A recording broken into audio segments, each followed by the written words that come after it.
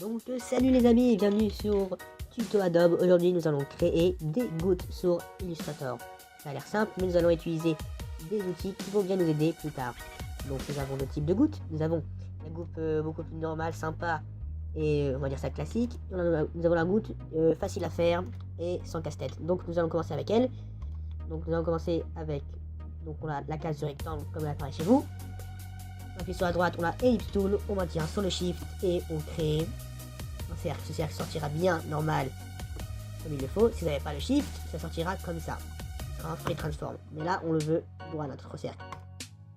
Après l'avoir fait droit, nous allons appuyer sur le Direct Selection Tool, la flèche blanche, appuyer sur le casier, la case du haut.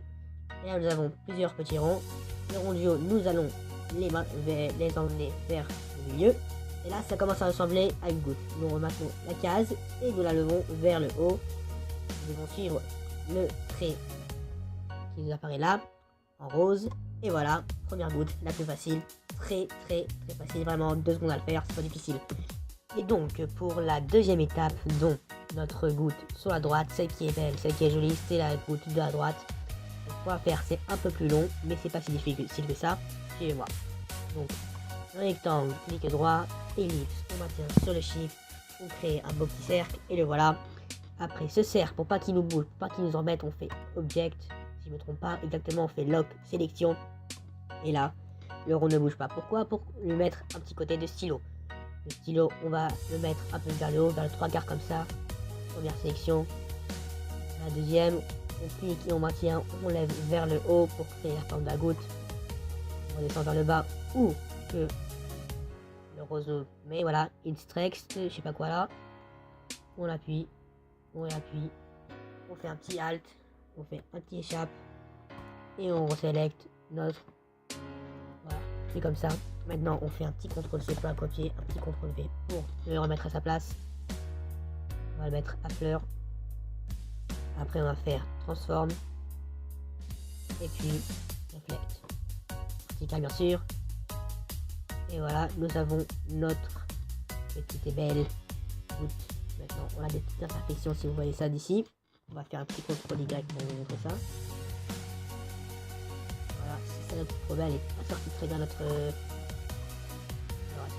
peut-être la tourner, ça peut arriver, c'est pas grave. Donc, on va faire un petit rotate. Très petit, histoire de le mettre droit.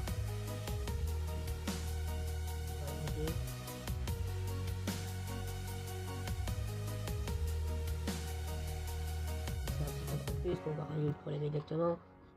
Bien sûr, c'est n'arrivé qu'à moi, ça risque pas vraiment de vous arriver à vous. Il est plutôt droit, il est bien. On fait un CTRL Y, on se met CTRL minus pour aller en arrière. Et là, nous avons notre rond. Maintenant, on a des petites imperfections. Si vous regardez, on va le refaire.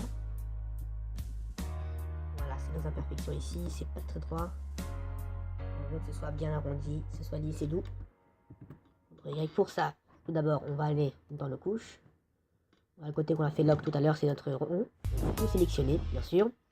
Et après, la fenêtre, nous allons aller dans Pathfinder. On va appuyer sur la première case ici. Là, en fait, on a une goutte et pas deux triangles et un cercle. Ça, c'est la première étape.